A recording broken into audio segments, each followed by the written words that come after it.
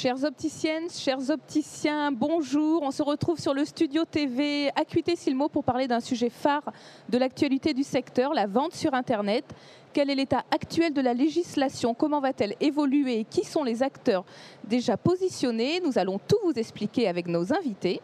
Maître Clarisse Goudin, avocate dont l'activité dominante est le droit de la santé. Bonjour maître et merci d'être venu nous éclairer sur les perspectives de la vente en ligne. Philippe Lénaud, directeur général d'Oxane Concept. Bonjour. Yves Jacot, fondateur de confortvisuel.com. Éric Plat, PDG d'Atoll, les opticiens. Joël Plat, directeur d'enseigne de Chris. Et Philippe Varnier, fondateur et directeur général de eView.com. Alors on va tout de suite rentrer dans le vif du sujet en faisant un point sur la législation actuelle sur la vente de lunettes et de lentilles en France. Que dit la loi? Maître, je vous écoute. Alors, depuis, ça a été très flou pendant de nombreuses années. Et en fait, qu'est-ce qui a fait avancer les choses? C'est la Commission européenne. La Commission européenne a tout simplement sanctionné la France en lui invoquant et lui en donnant un avis motivé, comme quoi elle entraverait la distribution et la vente donc, de produits d'optique sur Internet. Depuis ça, le gouvernement a voulu modifier et donc se conformer. Et de ce fait, des discussions ont été entreprises. Et donc actuellement, depuis juin 2009, le ministère est ferme. Il estime qu'en effet, la vente sur Internet n'est pas interdite. Elle ne s'oppose pas à cela. Et son principe, c'est que les règles qui s'appliquent actuellement aux professionnels dans les magasins s'appliquent de façon identique au niveau des sites Internet. Donc avec l'obligation d'un diplômé à disposition des clients, etc. Il faut que l'opticien, donc en effet, il faut un professionnel de santé diplômé. Mais après, on a le problème de l'application des règles de magasin au niveau du site Internet, qui, elles, ne sont pas mises en place. C'est ce qu'en effet veut le gouvernement établir donc par le projet de loi Lefebvre dans le cadre de la protection des consommateurs et qui est actuellement en discussion au niveau de l'Assemblée nationale depuis cette semaine, et ça a été discuté. Les principales dispositions sont le 5 bis et le 6 qui se trouvent actuellement en débat. Et vendredi dernier, ils ont été débattus. Et il y a plusieurs points qui ont été évoqués afin justement d'établir des règles pour Internet spécifiquement liées aux produits de l'optique. Donc effectivement, on est dans une actualité très chaude puisque, comme vous le dites, ça a été juste adopté en première lecture à l'Assemblée avant-hier. Qu'est-ce que instaurent ces nouvelles dispositions? Alors, il y a plusieurs points. Qui certaines vont paraître pas forcément pertinentes par rapport à Internet, mais je suis obligée de les évoquer parce qu'il y a une incidence. Le fait déjà que les établissements ne soient pas forcément dirigés par une personne diplômée, opticien, lunetier. C'est lié à une jurisprudence communautaire. Maintenant, tout le monde peut, d'office, a priori, exercer et donc diriger des sites Internet de ce type. Il y a une jurisprudence qui est déjà sortie, mais en première instance, c'est-à-dire que nous n'avons pas encore de décision de la Cour de cassation dans ce domaine. Ce qui est donc important, c'est ça. Par la jurisprudence communautaire, on stoppe le principe de direction automatique par un opticien lunetier. Donc ça remet en cause le monopole des opticiens qui existe aujourd'hui? Pas forcément, parce que ça ne veut pas forcément dire que la distribution est quelque chose de différent. Là, c'est vraiment la gestion qui, elle, voilà, qui est dirigée ou la propriété du magasin. D'accord. Exactement. Ensuite, un autre point important, c'est que dans l'aménagement pour les sites Internet, c'est désormais les professionnels de santé doivent être accessibles. C'est-à-dire qu'à tout moment, le consommateur doit pouvoir accéder et avoir des informations par email ou en tout cas un contact par tout professionnel de santé qui doivent être à disposition des personnes sur le site Internet. Il y a également la certification par la haute autorité de santé, qui est quelque chose d'important pour les sites Internet. Maintenant, ça devra être certifié par cette autorité. Et aussi les logiciels de prise de mesure quand vous êtes sur les sites, mais également en magasin. Tous ces logiciels pour paramétrer le dispositif optique sera sous la haute autorité de santé. Il y a aussi le droit de rétractation. Alors d'abord, je voudrais revenir là sur le point du professionnel, de la mise à disposition du professionnel. Qu'est-ce que ce projet de loi entend par professionnel?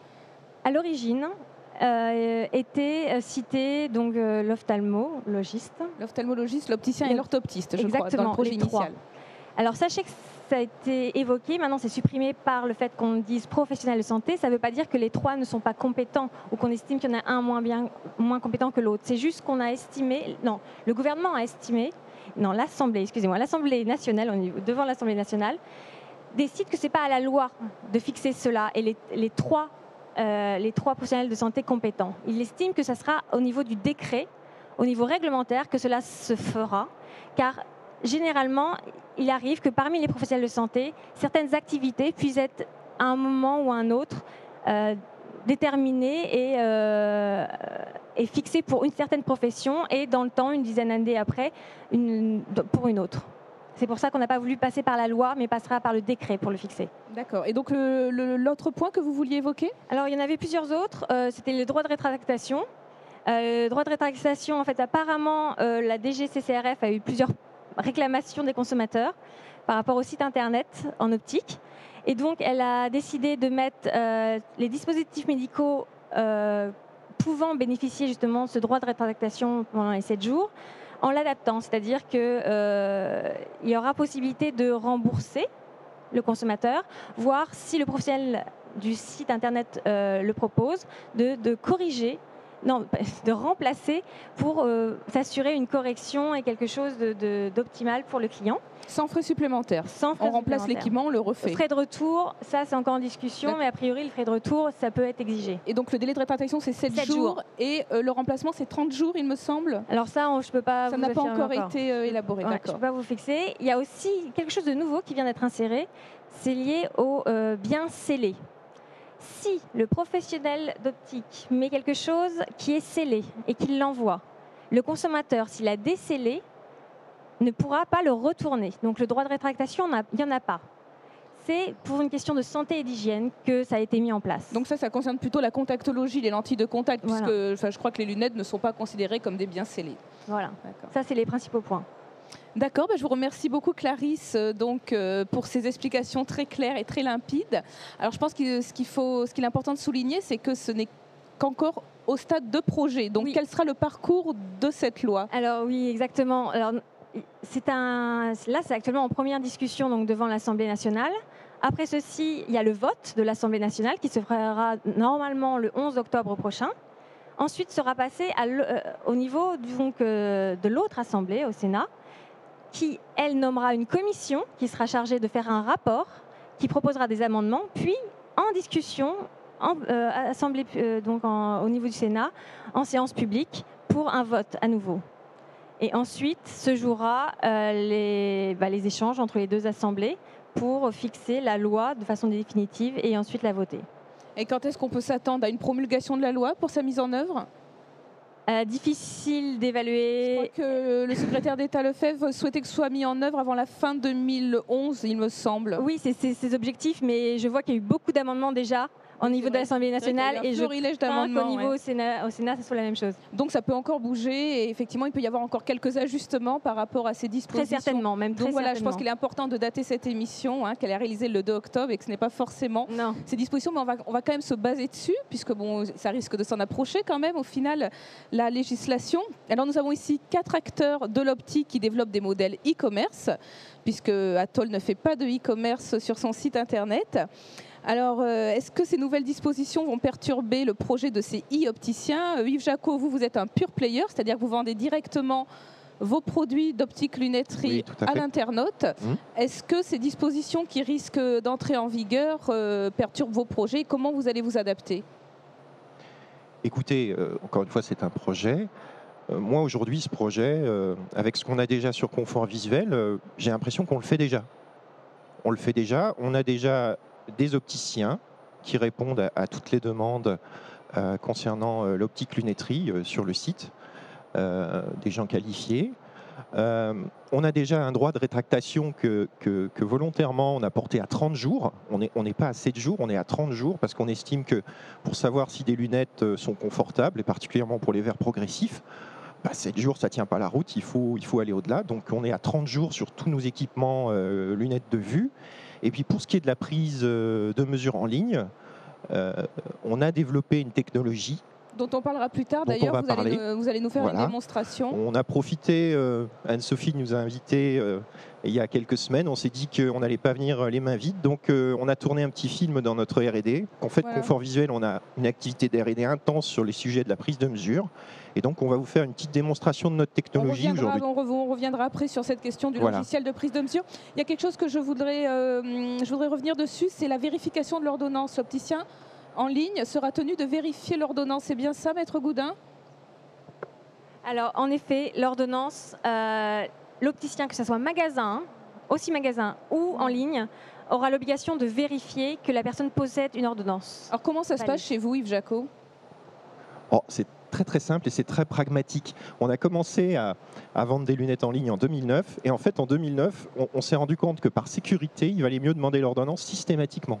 Pourquoi? Parce que vous avez un client, aujourd'hui un patient est incapable de déchiffrer une ordonnance. Donc par sécurité de toute façon on demande déjà l'ordonnance dans le cas d'un équipement correcteur quand on ne connaît pas le client. Donc par scan, il suffit de la scanner, de l'envoyer à vos services. Par fax et dans certains cas rares, même encore par courrier, c'est étonnant. Alors je suis allée sur votre site ce matin même et j'ai vu qu'on pouvait tout simplement rentrer les paramètres de l'ordonnance. Donc dans ces cas-là, vous ne demandez pas le document? Si, en fait on a un énorme dialogue en avance et après la vente et de toute façon on demande l'ordonnance pour vérifier. C'est une, c'est une précaution. Au début, on l'a pas fait. Si j'ai pas l'ordonnance, enfin voilà, si je n'envoie pas l'ordonnance et que je rentre seulement les paramètres, je vais être appelé par un opticien qui va vérifier tout ça avec l'internaute, c'est ça? Tout à fait. Pourquoi? Parce que très pragmatiquement, en 2009, au début, on l'a pas fait et on a eu énormément d'erreurs parce que vous savez le plus 0,25 à 90 plus 2, les patients connaissent pas. Donc par sécurité, pour des raisons, pour éviter d'avoir à refaire des équipements, on s'est mis à demander systématiquement l'ordonnance, sauf évidemment quand c'est un client qui a déjà passé commande chez nous et pour lequel on dispose déjà de l'ordonnance et pour lequel il n'y a pas de renouvellement. Voilà. Merci Yves. Les députés ont rejeté avant-hier un amendement qui voulait imposer le passage obligatoire du porteur chez l'opticien en magasin pour les verres correcteurs, pour les lunettes correctrices. Éric Pla, je pense que vous étiez plutôt favorable à ce type de mesures. Oui, je crois que, en effet, si je ne suis pas défavorable et si les opticiens Atoll ne sont pas défavorables à Internet, d'une façon générale, pour tous les services qu'Internet est capable d'apporter aux consommateurs, l'information, les services. Nous avons d'ailleurs développé nous-mêmes sur Internet un logiciel qui permet d'essayer les lunettes en réalité augmentée et on est les seuls à faire cela. Pour vous donner un ordre d'idée, 2 millions de gens ont téléchargé notre module d'essai des lunettes en réalité augmentée. Nous sommes les seuls à faire ça. Et sur l'iPhone, plus de 100 000 personnes ont téléchargé le module d'essayage des lunettes. En revanche, je pense que les fondamentaux de notre profession sont quand même assez clairs. Quand on délivre une paire de lunettes à un client, il y a 2 critères qui me paraissent être essentiels. Le premier critère, c'est effectivement de déceler les bons centres optiques de l'œil et de centrer le verre sur le centre optique de l'œil pour améliorer le confort et la vision, parce que dans le cas des verres progressifs, effectivement, je pense qu'un verre progressif mal centré ne donne pas satisfaction. Mais il y a un autre aspect qui est tout aussi important, je pense, que le centrage des verres, c'est l'essayage de la monture, parce qu'une monture trop petite ou trop grande, une monture qui tombe pile sur l'œil, sur l'iris de l'œil, une monture qui glisse, qui est trop petite, trop grande et qui n'est pas adaptée pour un verre progressif, l'adaptation ne sera pas bonne non plus. Donc, c'est pas que nous sommes contre le fait de vendre des lunettes par Internet, nous sommes contre le fait que dans la situation actuelle, les systèmes de prise de mesure ne permettent pas d'assurer un centrage correct. D'ailleurs, dans l'étude qui a été faite par Que Choisir, me semble-t-il, récemment, et qui a été publiée là, au mois de septembre, 80% des sites Internet testés n'ont pas donné satisfaction au niveau des centrages. Donc moi, pour l'instant, dans la situation actuelle, il me semble que le passage par un magasin d'optique soit obligatoire. Je regrette que le législateur n'ait pas imposé cela, mais je pense que les choses s'imposeront naturellement. Donc votre site Internet, il sert surtout à communiquer sur l'enseigne et à donner de la visibilité à vos opticiens? Oui, c'est la fonction principale, permettre au consommateur de faire un pré-choix, permettre à un consommateur de s'informer, permettre à un consommateur de se rapprocher de son opticien grâce à la géolocalisation. Tout ça, ce sont les objectifs de notre site Internet. Et tant que la technologie ne permettra pas de correctement choisir une paire de lunettes par Internet, eh bien, nous ne commercialiserons pas de lunettes par Internet. Nous avons commencé, notez, petitement certes, nous avons commencé de vendre quelques petites choses par Internet, Oui, notamment les parures de lunettes personnalisées, et qui a rencontré un vif succès, mais auprès d'une cible réduite, puisque ce sont les gens qui ont acheté chez nous des lunettes de la marque Aka ou Motif. Enfin, il y en a quand même 100 000 de clients qui ont acheté ce type de lunettes chez nous l'an dernier. Alors Joël Plat, vous dirigez l'enseigne Chris, qui a lancé son site e-commerce il y a à peu près 1 an. Alors vous aussi, vous imposez un passage chez l'opticien pour tout ce qui est verre correcteur. Est-ce que vous pouvez nous expliquer brièvement le modèle que vous avez choisi ? Alors, c'est un modèle qui est très simple. Nous vendons en ligne, mais nous livrons en magasin. C'est un objectif qui est assez clair. On n'a pas comme objectif de court-circuiter nos opticiens. On a 850 opticiens qui sont des professionnels reconnus sur le marché. Monsieur Plat, mon homologue, citait l'enquête Que Choisir. On a été reconnu comme étant le 3e sur 17 opticiens évalués et 6 opticiens en ligne. C'est notre valeur ajoutée, donc il faut qu'on l'exploite. Et l'objectif n'est absolument pas de livrer à bas prix des produits de qualité parfois aléatoires, mais c'est bien de livrer un juste rapport qualité-prix en magasin. C'est clairement notre modèle. Donc on peut livrer directement sur des produits non correcteurs, mais toute correction va nécessiter un passage en magasin. Et puis, bien évidemment, comme on l'a dit, à ce jour, tout achat ou toute vente d'une lentille pour un primo-accédant, pour une première ordonnance, nécessite également un passage en magasin.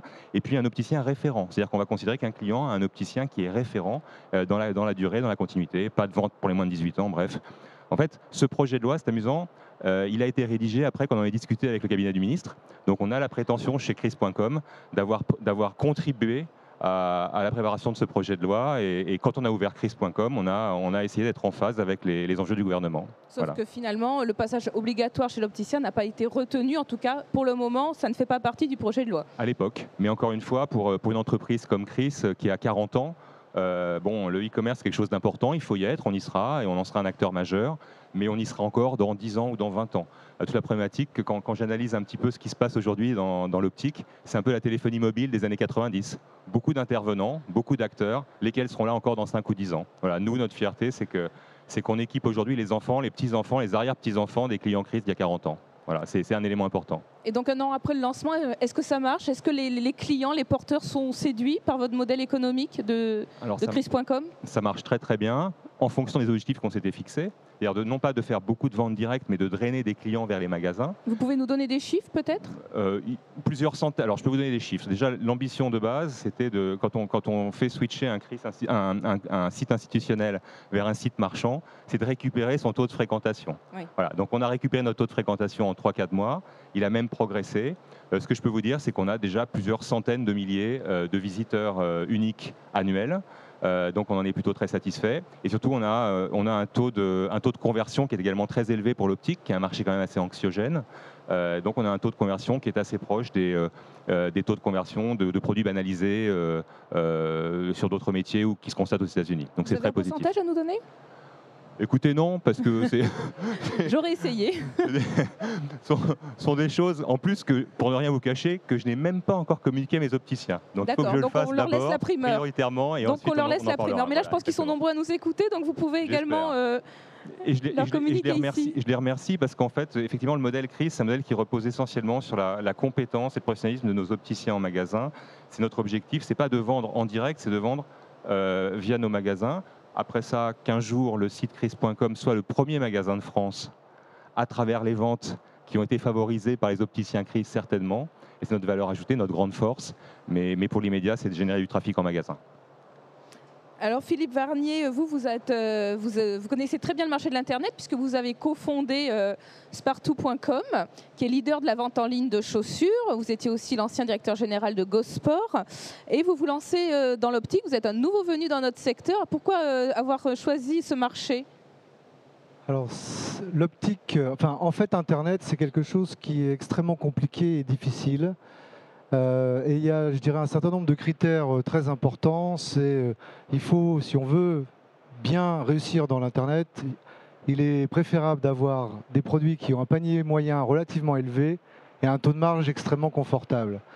Et c'est vrai que finalement, dans les produits de grande consommation, il n'y a pas tant de marchés que cela qui offrent ces caractéristiques.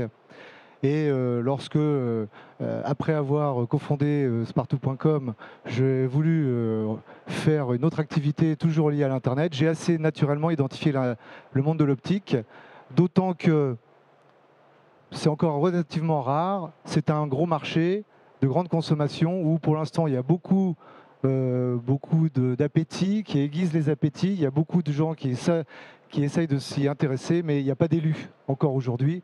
Et je me suis dit que j'avais envie de tenter ma chance dans ce secteur d'activité-là. Et le modèle économique que vous avez choisi, vous pouvez nous en dire quelques mots? Alors, moi je rejoins beaucoup mes confrères, enfin je ne sais pas si je peux dire comme ça, mais enfin en tous les cas je pense qu'on a des synergies très importantes. Moi je pense qu'Internet est un vecteur moderne et c'est une source de progrès. Et j'ai du mal à concevoir que l'on puisse utiliser un vecteur de progrès avec une façon de faire de l'optique comme il y a 20 ou 30 ans. Alors peut-être qu'on nous en dira plus tout à l'heure, mais je pense qu'aujourd'hui, alors que l'on va vers des verres personnalisés à l'individu, je n'arrive pas à comprendre comment on peut demander à des gens de se mesurer son écart pupillaire avec son miroir. Avec un réglé sur les yeux, comme on le voit souvent, oui. Voilà. Donc, forcément pour moi, je veux m'inscrire dans la préservation de la santé visuelle, je veux faire les choses correctement, les faire bien. Et pour ça, le passage par l'opticien se révèle être un point absolument incontournable. Et c'est un point, je dirais, à la fois tactique, pour les raisons que je viens d'évoquer, mais c'est également un point stratégique fondamental. Parce que quand vous êtes un pure player, et c'est le cas que j'ai connu dans la chaussure il n'y a pas si longtemps, finalement, votre seule promesse à terme, une fois que les qualités de service sont optimisées entre tous les acteurs, c'est votre prix de vente. Donc vous êtes dans une spirale infernale qui est de dégrader le prix de vente. Moi, je ne veux pas faire du discount, je veux faire progresser le monde de l'optique, apporter les bénéfices qu'Internet peut apporter à cet univers-là.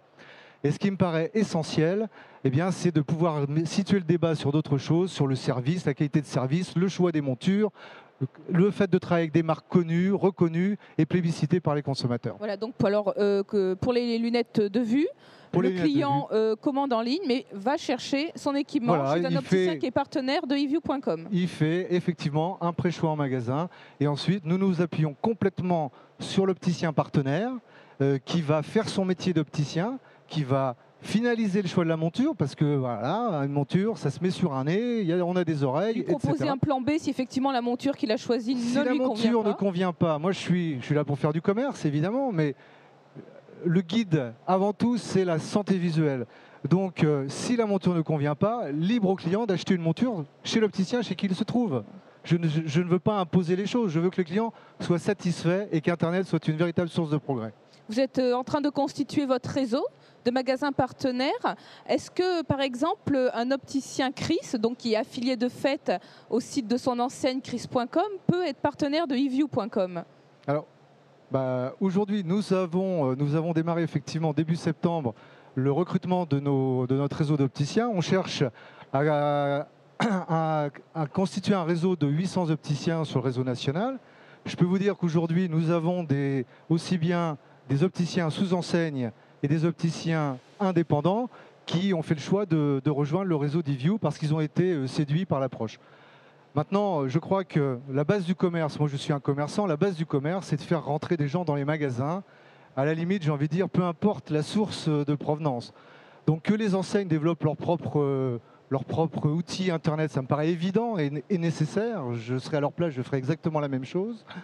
Maintenant, moi, j'offre à mes opticiens partenaires une exclusivité géographique.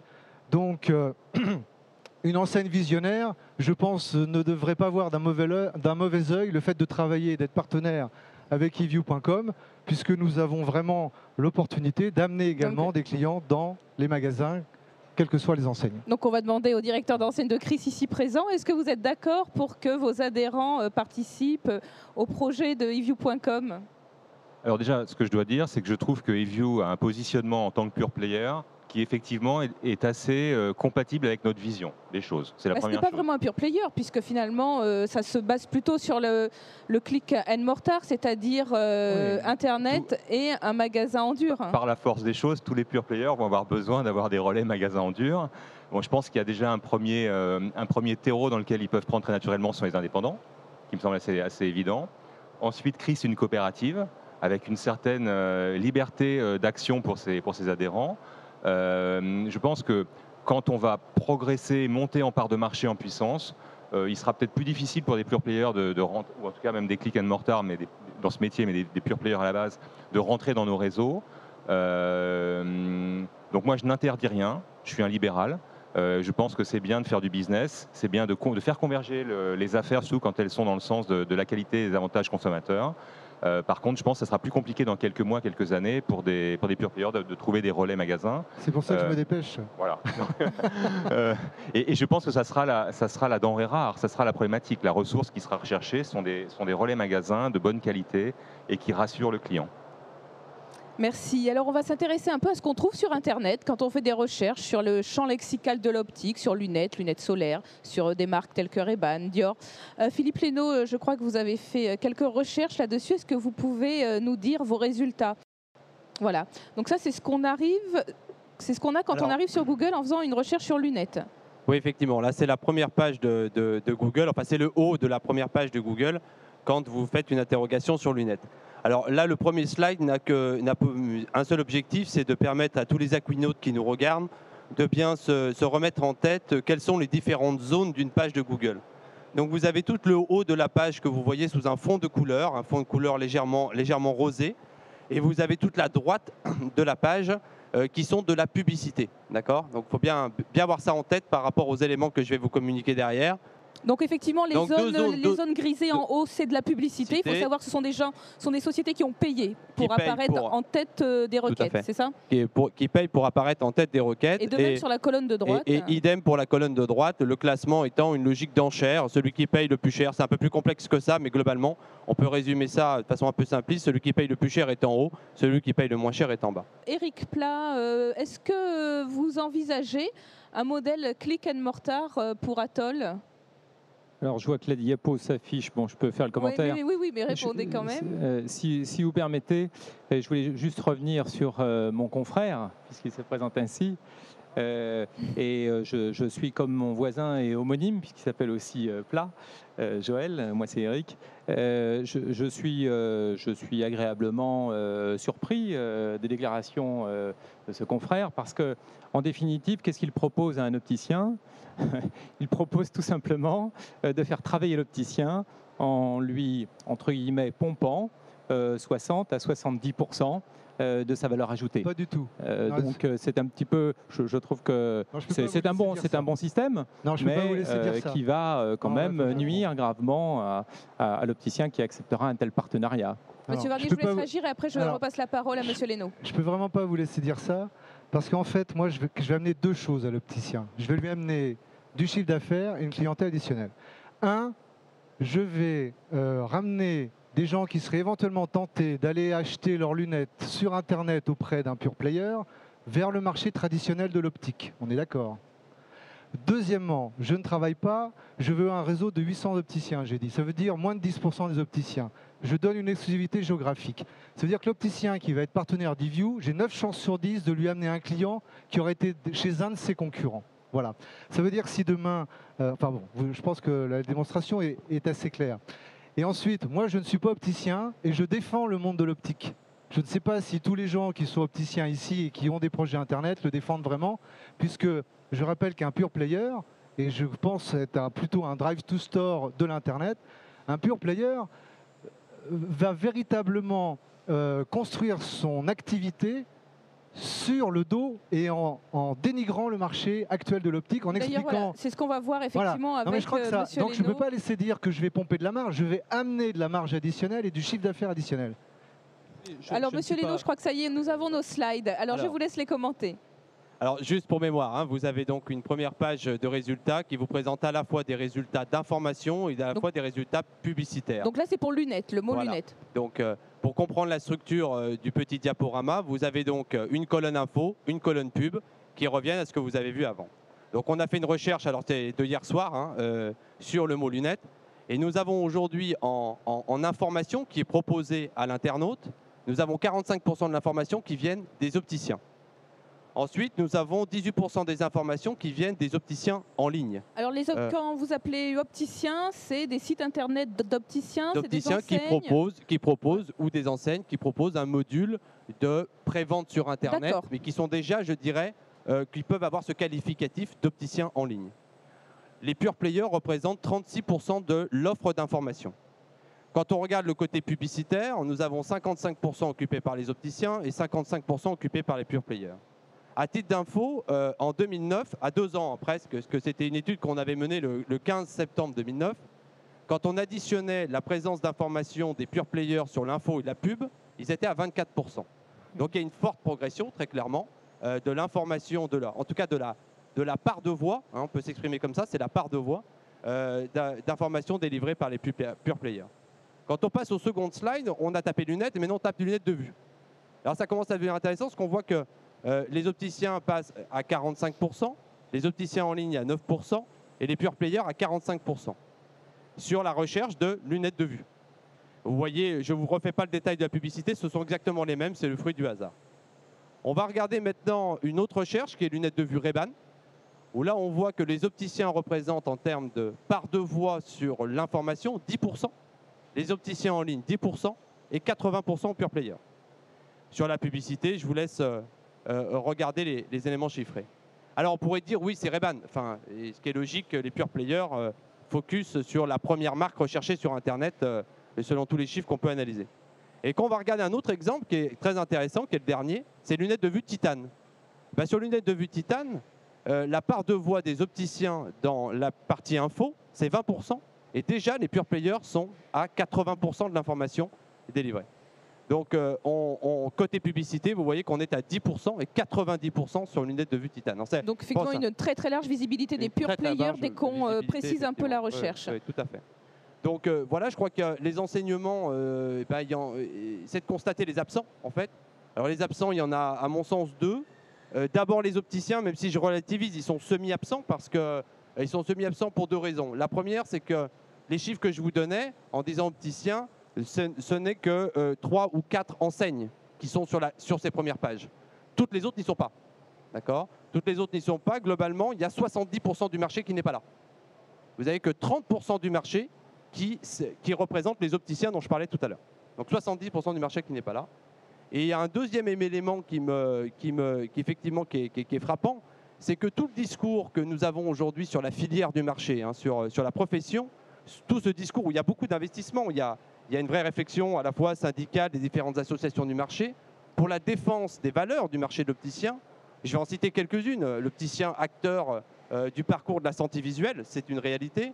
L'opticien technicien de la vue, qui peut aussi apporter des compétences de visagisme.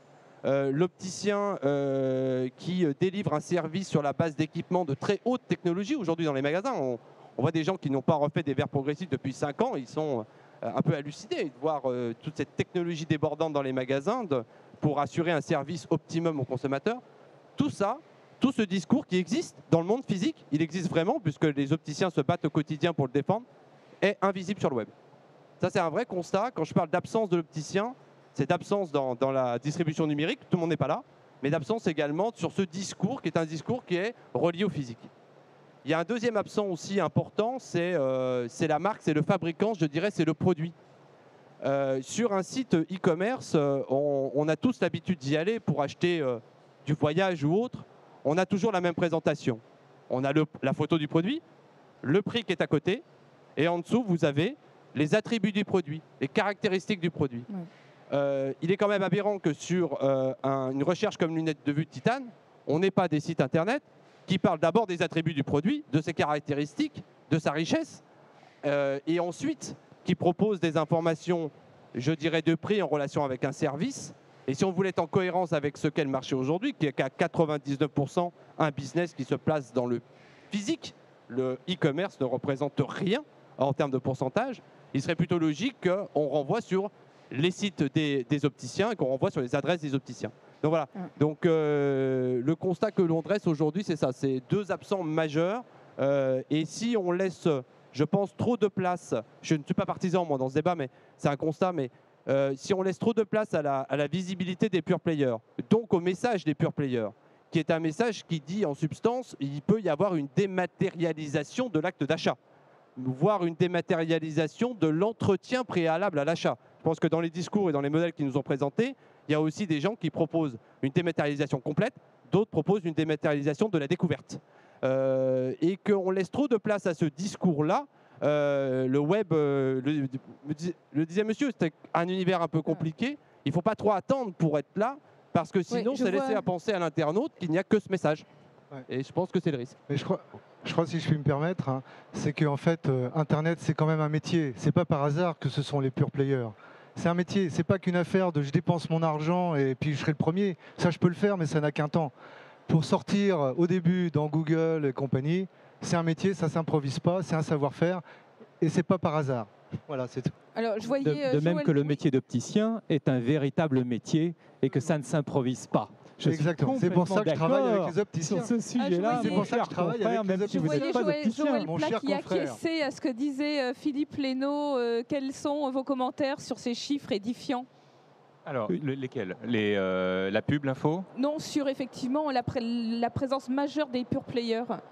Alors, c'est naturel. Ils ont un business model avec un investissement et une nécessité de lever des fonds.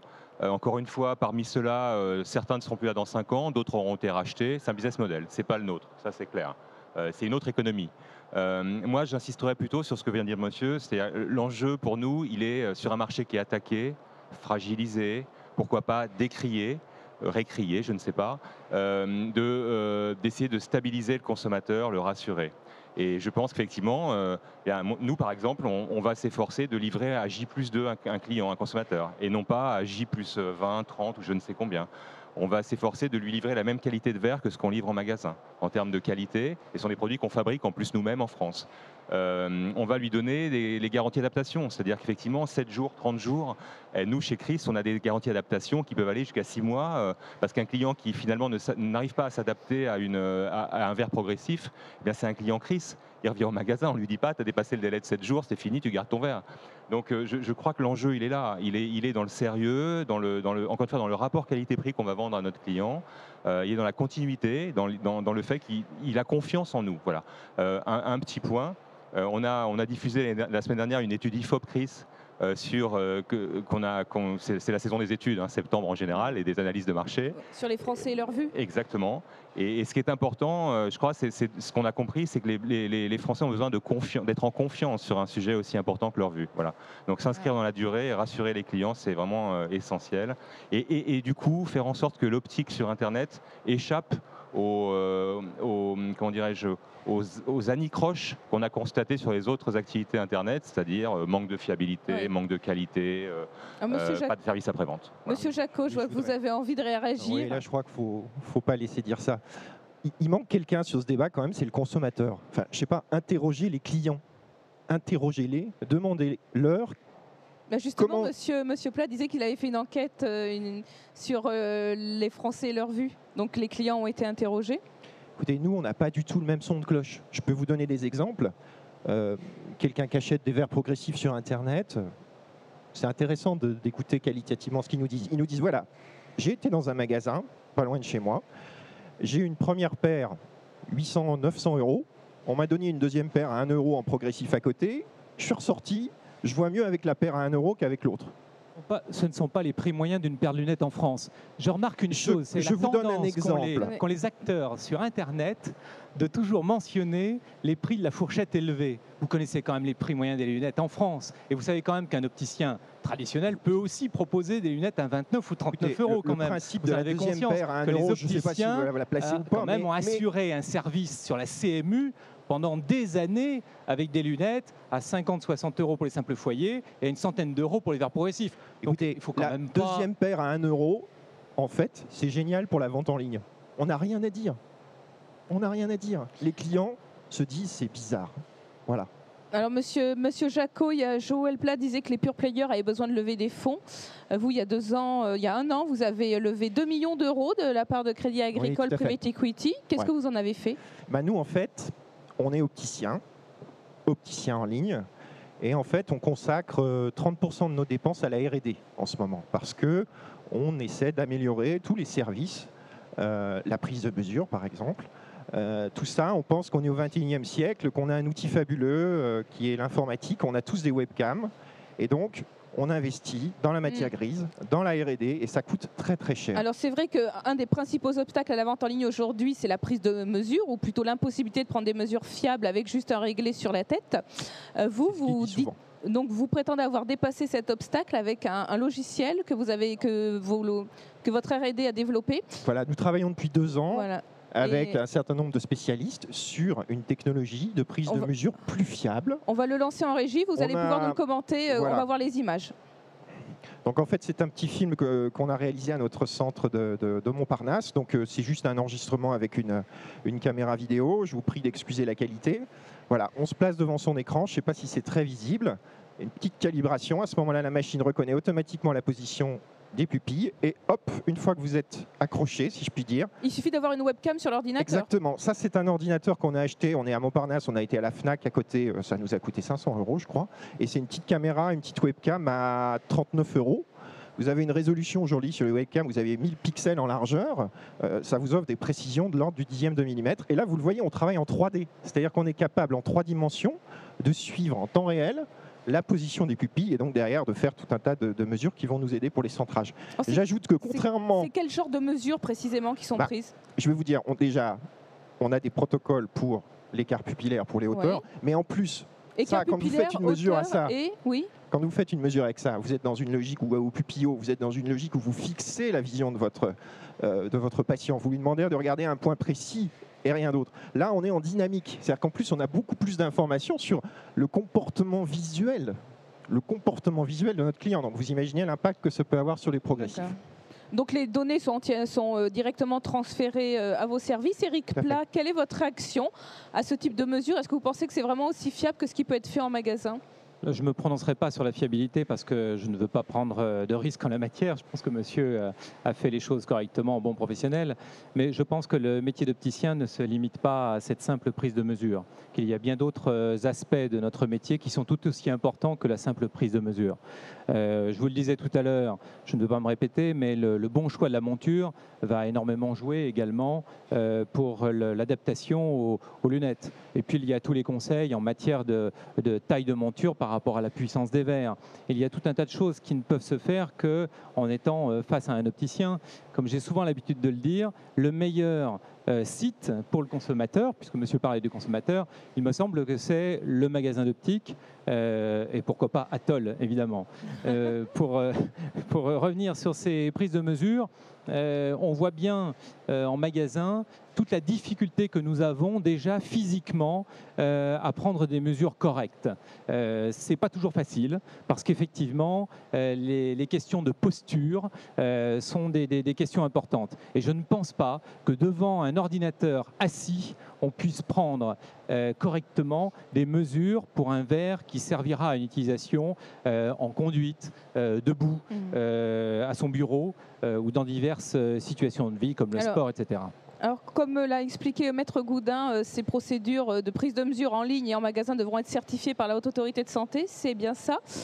Joël Plat, est-ce que vous pensez réellement que ce type de logiciel puisse être certifié par la Haute Autorité de Santé? Et on ne peut jamais dire Fontaine, je ne boirai pas de ton eau.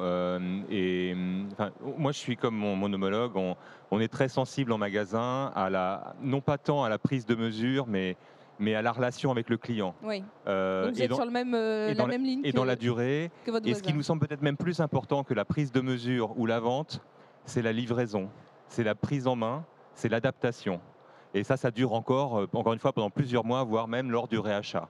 Donc j'ai envie de dire, la prise de mesure, elle dépend de tellement de choses. Oui. Effectivement, en fait, ce n'est qu'un point particulier parmi tant d'autres du processus de vente. Exactement. Après ça, il y a la taille, il y a le montage, il y a l'adaptation, il y a tout un tas de choses qui font que le client sera satisfait. Bon. Et moi, nous, on a la prétention chez Chris de faire en sorte que nos clients soient satisfaits et reviennent. J'attends de voir les taux de réachat sur les pure players. J'attends de voir les taux de satisfaction des clients. Je pense qu'on n'a pas encore le recul pour en juger. Monsieur Jacot, et voilà, il faut avoir un peu d'humilité là-dessus, encore une fois. Monsieur Jacot, vous êtes confiant par rapport à cette procédure de certification? Alors, est-ce qu'elle va être imposée ou ce sera juste une information qu'on va donner aux consommateurs, Maître Goudin? Vous pouvez passer le micro? Actuellement, c'est ça sera imposé D'accord. et il y aura des organismes pour certifier. D'accord. Et tout chapeauté par l'autorité de santé. Donc en fait, un site internet qui n'a pas cette certification ne pourra pas vendre en ligne des verres On correcteurs. va dans ce sens-là. D'accord. Une petite question, maître.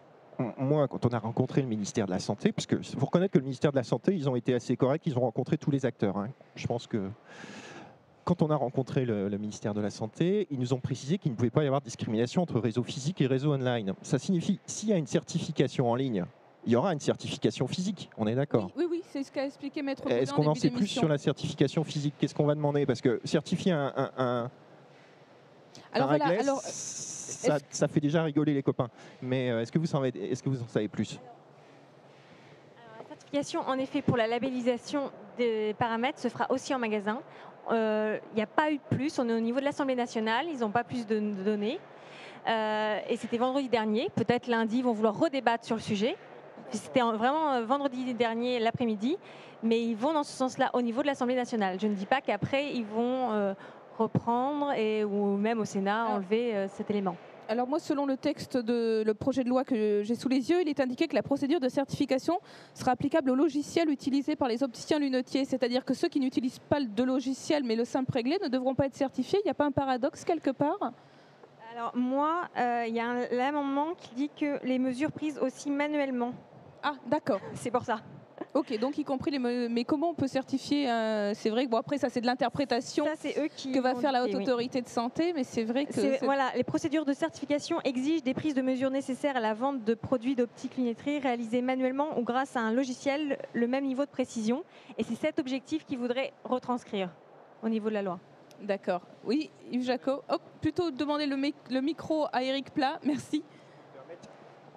Non, c'est bon, Allô? ça marche. Oui, si je puis me permettre, il y a une deuxième question qui se pose pour tout le monde dans le texte. C'est quel est le niveau de précision de vos mesures?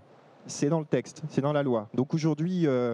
Enfin, c'est dans le projet de loi. C'est dans le projet de loi. C'est dans le projet de loi. Donc aujourd'hui, il va encore y avoir des adaptations. Hein. Voilà. Aujourd'hui, personne ne se pose la question. Demain, il va falloir se poser la question. Troisièmement, une certification, ça coûte combien? Et ils n'en ont pas parlé. Hein. Voilà. Le côté Non, budgétaire... Non, les députés ne s'occupent pas des notions de budget. On va parler marché. Philippe Lénaud, est-ce que vous pouvez nous dire, à votre avis, à combien peut se monter à terme le marché de la vente de produits optiques sur Internet?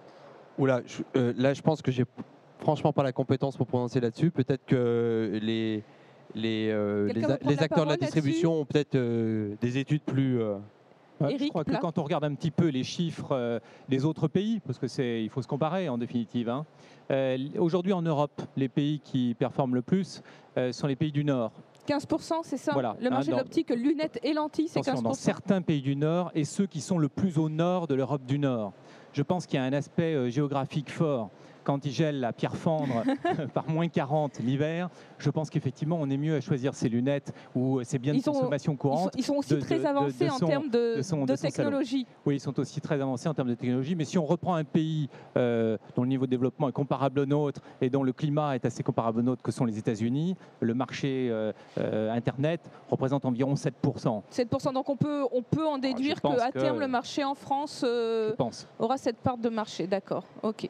Monsieur Varnier, vous avez une estimation, vous, de ce que ça peut représenter une fois qu'il sera mature? Moi, je pense que le potentiel d'Internet en France, je le sens un peu plus faible que celui des marchés étrangers.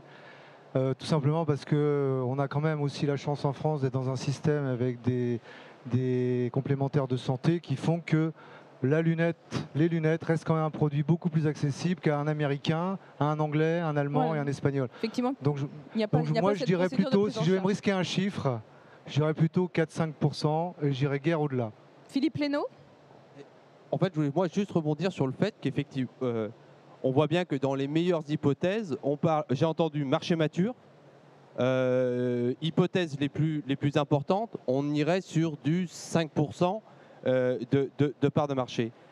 C'est toute l'aberration entre le potentiel et la réalité de ce qu'on voit sur Internet. Oui. Je reviens à ce que je disais tout à l'heure. Potentiellement, nous serons dans un marché mature à 5% de part de marché et on est sur des cas que je vais rappeler de lunettes de vue titane à 80% de part de voix d'expression de ces acteurs. Donc je trouve qu'il y a un vrai rééquilibrage là à opérer. Je dirais en plus, une deuxième chose, c'est que Et là, ce n'est pas partisan, c'est un constat également.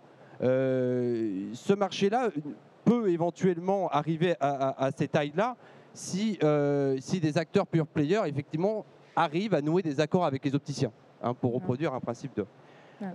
ça m'étonne un peu. Pourquoi faire rentrer le loup dans la bergerie? C'est un constat, je ne suis pas partisan, mais aujourd'hui, les opticiens, pour le développement de leur activité physique, font confiance à un certain nombre d'acteurs, et on n'en manque pas en France, parce que c'est relativement riche, hein. Les enseignes, les coopératives, les centrales d'indépendants, etc. Pourquoi finalement ne pas tout simplement miser sur les mêmes structures? À quoi servirait-il? Est-ce que ça apporterait quelque chose à la filière d'avoir un circuit de distribution Internet pour 5% potentiellement du marché mature et une structure de distribution physique? Donc je pense que les opticiens doivent tout simplement faire confiance aux structures existantes. Elles ont les moyens. Monsieur parlait d'une levée de 2 millions d'euros. Ce n'est que epsilon si on additionne tous les budgets publicitaires des enseignes. Je ne parle même pas des budgets indépendants de chaque indépendant. Donc, c'est pas une question de moyens. C'est pas une question de moyens. C'est, je pense, plus une question de volonté de faire les choses. Ouais. Alors très juste vite, Monsieur Varnier. Juste une toute petite précision, c'est que Internet, il y a le chiffre d'affaires qui passe par la carte bleue. Ok, c'est un certain montant, et celui-là, moi je le situe autour de 5%. Mais il faut savoir qu'en France, tout marché confondu, 78% des gens, avant d'aller faire un achat en magasin, se sont d'abord renseignés sur Internet. Donc il est essentiel pour aujourd'hui une marque, pour se faire connaître auprès de ses clients, d'être vu.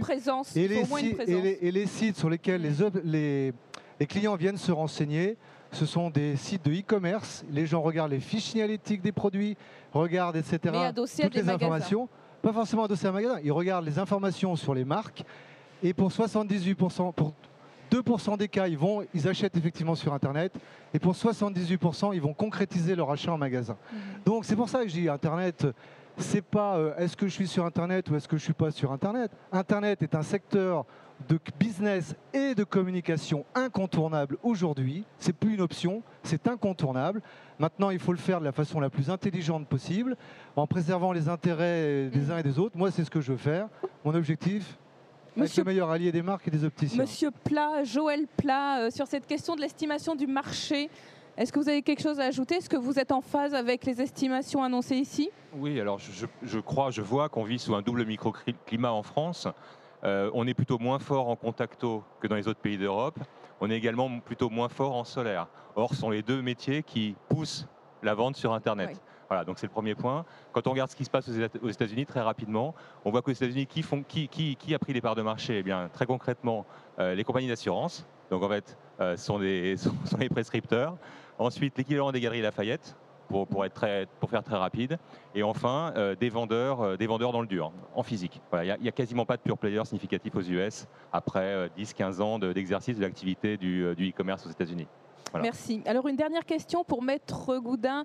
Il s'entend bien que le projet de loi Lefebvre, une fois qu'il sera mis en vigueur, ne s'appliquera qu'aux sites français, parce que les procédures de sanctions en cas de gens qui seraient hors la loi ne s'appliqueront pas aux sites étrangers. Alors, non, il y a une jurisprudence qui fait que normalement, si le site est accessible en France et donc qu'une infraction a été faite en France, on peut poursuivre la personne, donc le propriétaire du site.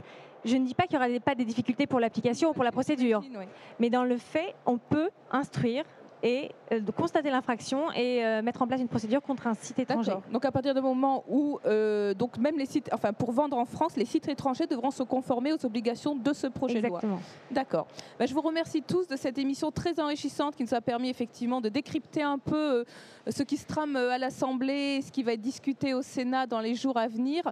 On vous suit ça, on suit ça de très très près sur Acuité et on vous délivrera au jour le jour les informations concernant le parcours de ce projet de loi. On voit en tout cas que c'est pour le moment très très embryonnaire et que beaucoup d'incertitudes planent encore. Merci à tous, merci à notre public, merci à tous ceux qui nous ont regardés en direct. Et je vous retrouve à 16h30 pour l'émission de clôture de ce Silmo 2011.